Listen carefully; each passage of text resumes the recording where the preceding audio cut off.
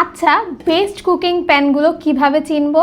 Best cooking প্যানগুলোতে কিন্তু ঢাকনা থাকতেও পারে, নাও থাকতে পারে, কিন্তু যদি ঢাকনা থাকে তাহলে কিন্তু ঢাকনার গ্লাসটা অবশ্যই টেম্পার্ড হবে, যার ফলে কিন্তু গরমে বা হাত থেকে পড়ে গেলেও কিন্তু ভাঙার কোনো চান্স নেই। এবং গ্লাসের সাইড দিয়ে কিন্তু খুব সুন্দরভাবে স্টিলের একটা ব্যারিয়ার দেওয়া থাকবে যেন হাত থেকে পড়ে গেলে ভেঙে না যায়।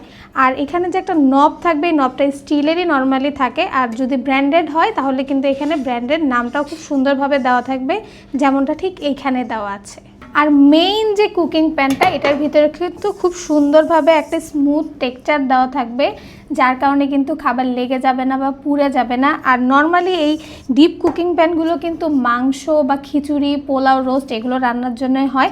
আর তার জন্য কিন্তু এই স্মুথ টেক্সচারটা অবশ্যই দরকার। হাতলগুলোতে কিন্তু রিপিটেড লক করা থাকে, আর হাতলে কিন্তু খুব সুন্দরভাবে একটা ফাইবারের গ্রিপ দেওয়া থাকে, যার কারণে কিন্তু হাতের তাপ লাগে না। আর এটা টেক কেয়ার করাটা কিন্তু খুব ইজি হয়ে যায়।